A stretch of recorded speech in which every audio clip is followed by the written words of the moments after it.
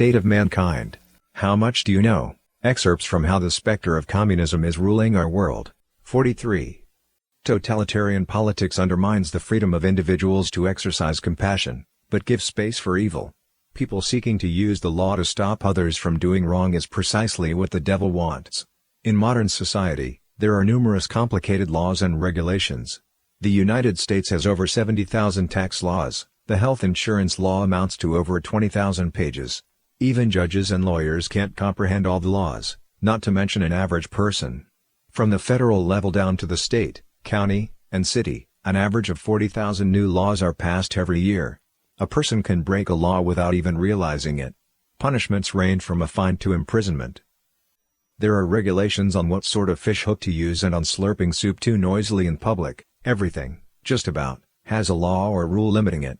California allows only flat-screen televisions that meet certain energy consumption requirements. Plastic bags are banned. In some cities, building a hut in one's backyard requires government approval. The overutilization of laws dulls the moral sense. Many laws, in fact, go against common-sense morality. And yet the proliferation of laws has created the social trend in which people are judged by the law and not their moral standards. As time goes on, it is easy for the agents of the evil spectre to implant the devil's ideology into human laws. However good the law is, it is only an external power, and cannot change people's minds. Lao Tzu said, "The more laws are promulgated, the more thieves and bandits there will be." When evil is rampant, law is helpless. The more laws there are, the more control big government can exert. People ignore the fact that social problems are caused by the devil magnifying the evil side of man. They think that the problem is in the law, so they set about fixing that, forgetting the crux of the matter. A vicious cycle is formed, and society begins its step-by-step march to autocracy.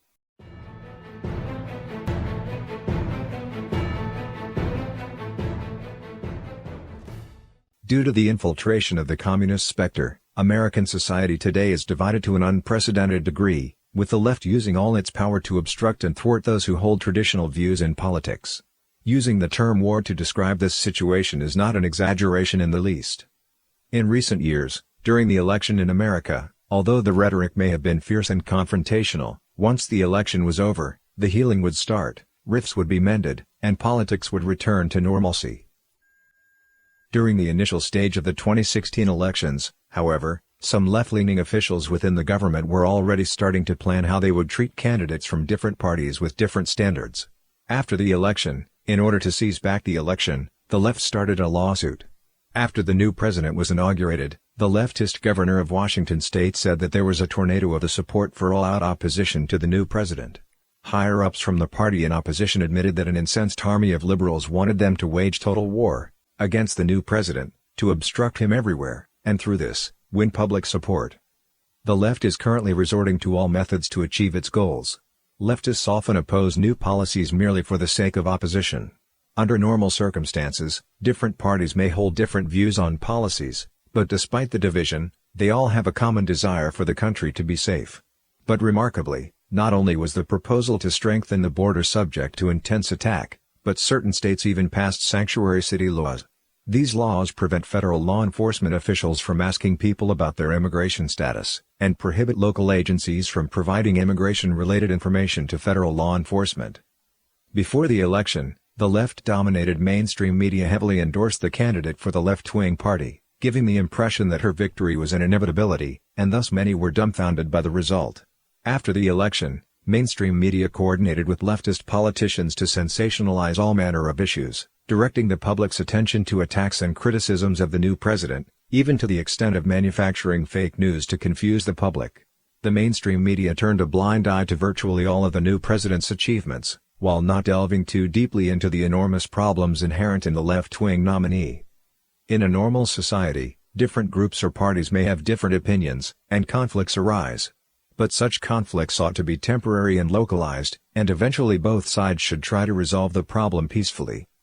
It's only when one group is possessed by the class struggle mentality of the communist spectre, that political disputes get elevated to waging war, with the belief that cooperation or peaceful reconciliation is impossible, and that one must totally defeat the opponent, and completely demolish the existing system. This comprehensive warfare is reflected in the overall confrontation in political gamesmanship, policy formulation, and the battle for public opinion, bringing with it deep social ruptures and an increasing number of extremist and violent acts. This is exactly what the communist specter hopes to see. In 2016, according to the latest poll conducted by the Associated Press and the Center for Public Affairs Research, about 85% of respondents believe that the country is more deeply divided on politics than in the past. 80% believe that Americans are heavily divided on important values. The unity of a country requires a common set of values and a shared culture. Although the doctrines of different religions are different, the standards for good and evil are similar. This allows ethnic groups in the United States to live in harmony. However, when values are divided, whether the country will even hang together becomes a question.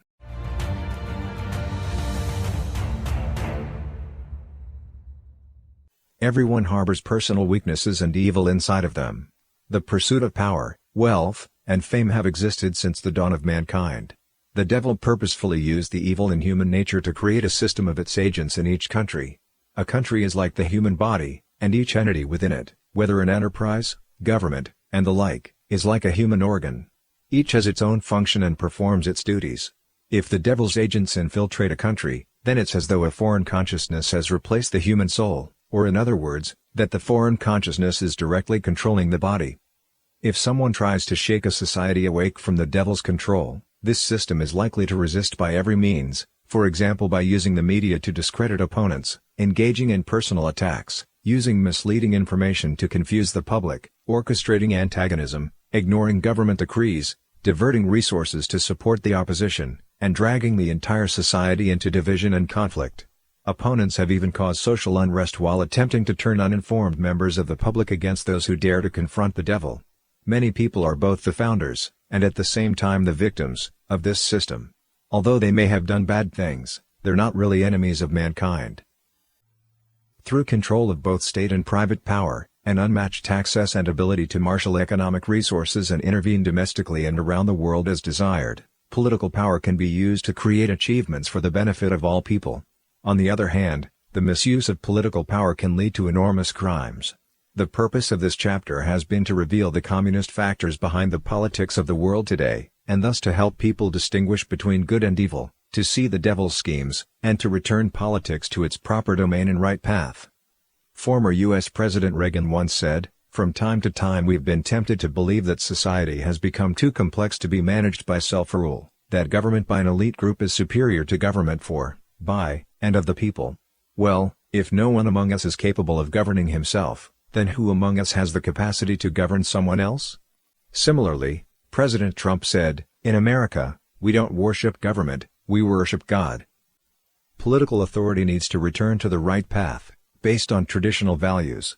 Only when mankind is blessed by God will he be able to resist being manipulated by the devil, and thus avoid the path of enslavement and destruction.